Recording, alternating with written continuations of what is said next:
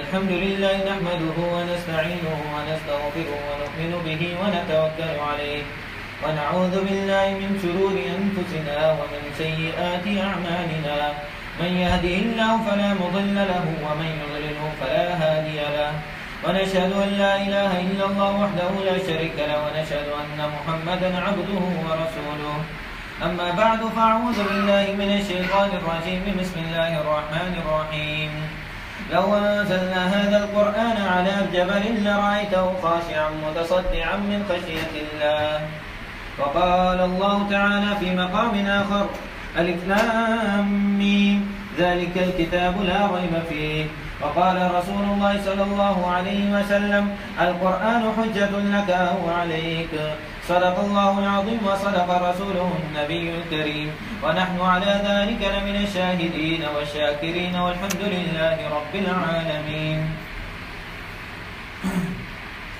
سجدہ عشق ہو تو عبادت میں بھی مزہ آتا ہے، خالی سجدوں میں تو دنیا ہی بسا کرتی ہے. لوگ کہتے ہیں کہ فرض ادا کرنا ہے، یوں لگتا ہے کہ فرض ادا کرنا ہے. تیرے سجدے کہیں تجھے کافر نہ کرتے ہیں قبال، تو جھکتا کہیں اور ہے سوچتا کہیں اور ہے. الف لام میم آپ کے سامنے تلاوت کی قرآن کی پہلی آیت، سورہ بقرہ کی پہلی آیت، حروف مشبہات میں سے، حروف مقطعات میں سے. الف لام میم، الف سے مراد اللہ، لام سے مراد جبریل اور میم سے مراد محمد. چھوٹی تین باتیں، الف سے مراد اللہ، لام سے جبریل اور میم سے محمد صلی اللہ علیہ وسلم. لانے والا جبریل، بھیجنے والا اللہ، اور جس کے پاس لایا گیا وہ محمد صلی اللہ علیہ وسلم. اور جو بھیجنے والا ہے وہ رب العالمین، اور جس کی طرف بھیجا جا رہا ہے وہ رحمت للعالمین، اور جو کچھ بھیجا جا رہا ہے وہ ہدی للعالمین. تین باتیں آپ کے سامنے کرتے ہیں. ایک، جو بھیج رہا ہے وہ کون ہے؟ رب العالمین. اور جس کی طرف بھیج رہے ہیں وہ کون ہے؟ وہ رحمت للعالمین. اور جو کچھ بھیج رہے ہیں وہ کیا ہے؟ وہ رحمت، وہ ہدی للعالمین. رب العالمین اللہ تعالیٰ سب سے بڑے ہیں. اللہ تعالیٰ کو سب سے زیادہ پسند چیز جو ہے وہ اپنی تعریف ہے. اس لیے قرآن کی ابتدا کس سے کی؟ اپنی تعریف سے. اس کائنات کے وجود کی ابتدا حضرت آدم سے، اور حضرت آدم کے وجود کی ابتدا الحمد سے کی. کہ حضرت آدم کا پہلا کلمہ جو ان کی زبان سے نکلا وہ الحمدللہ رب العالمین تھا. اللہ کو اپنی تعریف بڑی پسند ہے کہ یہ جو درخت پیدا ہو رہے ہیں، چھوٹے سے نکلتے ہیں، یہ جو پتیاں ہیں یہ اوپر نیچے ان کے رنگ بدلتے ہیں، دن آتی ہے رات جاتی ہے، یہ سب کچھ کرنے والا اللہ ہے. ان اللہ واحد لا شریک لہ ولا شیء مثلہ، میرے اللہ کی طرح کوئی چیز نہیں ہے. اور ولا شیء یعجز، میرے اللہ تعالیٰ کو کوئی چیز عاجز نہیں کر سکتی. اور قدیم بلا ابتداء دائم بلا انتہا، میرے اللہ کی نہ کوئی ابتدا ہے اور نہ میرے اللہ کی کوئی انتہا ہے.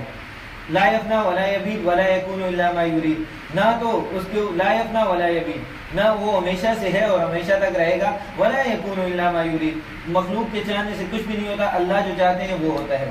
اب اللہ کے پسندیدہ چیز ایک اور ہے. اللہ تعالیٰ کہتا ہے کہ مجھے تمہاری توبہ بڑی پسند ہے. اس لیے اللہ تعالیٰ قرآن کے اندر اپنے نبی کو یہ پیغام دیتا ہے کہ میرا پیغام میرے بندوں تک پہنچا دو. کتنی غفلت میں پڑھو، نبئ عبادی انی انا الغفور الرحیم، میرے بندوں کو بتا دو میں انتہائی زیادہ غفور الرحیم ہوں.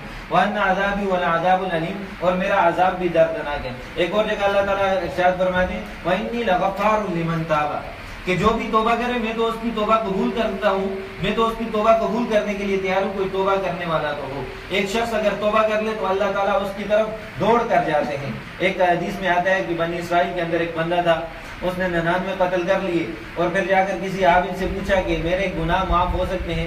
اس نے کہا کہ کتنے قتل کیے؟ کہا 99 قتل کیے.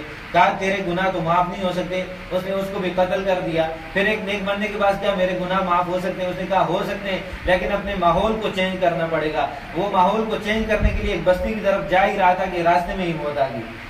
تو راستے میں موت آ گئی. اب وہ جو نیک بستی کے قریب نہیں تھا، اور فرشتے آگے، ایک نے کہا یہ توبہ کے لیے نکلا تھا، ایک یہ کرو آگے، دوسرے نے کہا ابھی یہ اس بستی تک نہیں پہنچا تھا. دونوں آپس میں لڑائی کر رہے ہیں. اللہ تعالیٰ نے تیسرے فرشتے کو بھیج دیا. اللہ تعالیٰ تو زمینوں کا بھی مالک ہے، اللہ تعالیٰ تو ان فرشتوں کا بھی مالک ہے، اللہ تعالیٰ تو اس کی توبہ کا بھی مالک ہے، اور اللہ تعالیٰ کو قبول کرنے کا بھی مالک ہے.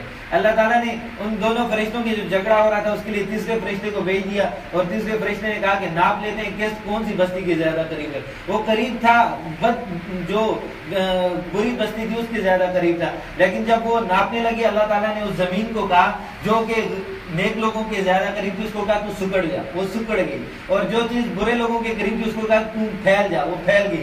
تو اللہ تعالیٰ نے یوں رحمت فرما کر اس کو جنت کے اندر داخلہ عطا فرما دیا۔ سبحان تو اس طرح اللہ تعالیٰ تو معاف کرنے کے لیے تیار ہے۔ کوئی آئے، کوئی آ کر مانگے اللہ سے توبہ، اللہ تو توبہ قبول کرنے کے لیے بیٹھا ہوا ہے، اللہ تعالیٰ توبہ قبول کرنے کے لیے تیار ہے۔ ایک بندہ جب مرنے لگا تو اپنی اولاد سے کہا کہ بیٹوں میں بہت زیادہ گناہگار ہوں اور میں نے اللہ کی بڑی نافرمانیاں کی ہیں، میں ایسا کرنا کہ جب میں اس دنیا سے چلا جاؤں تو میری یہ جو جسد خاکی ہے اس کو جلا کر بکھیر دینا۔ کہاں بکھیریں؟ کہا آدھوں کو سمندر میں پھینک دینا، آدھوں کو میدان میں، اور کوئی ہوا میں بکھیر دینا کہ میں اللہ کے سامنے کھڑا ہونے کے قابل نہیں ہوں۔ اس کا یہ ڈر اللہ تعالیٰ کو پسند آ گیا۔ جب وہ مرا تو بیٹوں نے ایسا ہی کیا۔ اللہ تعالیٰ تو پھر فضاؤں کا بھی مالک ہے، اللہ تعالیٰ سمندر اور سمندروں کی گہرائی کا بھی مالک ہے، اللہ تعالیٰ میدانوں اور میدانوں کی وسعتوں کا بھی مالک ہے۔ اللہ تعالیٰ نے تمام کو کہا کہ اس بندے کو جمع کرو۔ جب بندہ جمع ہو گیا تو اس بندے سے پوچھا کہ تو نے ایسا کیوں کیا ہے؟ کہتا ہے یا ربی مخافت، اے اللہ آپ کے ڈر سے ایسا کیا ہے۔ کہا قد غفرت لک، میں نے تو اسی ٹائم تجھے بخش دیا تھا۔ تو اللہ تعالیٰ تو تیار ہے۔ پہلی بات ہے رب العالمین، بھیجنے والا کون ہے قرآن کو؟ رب العالمین، جس کی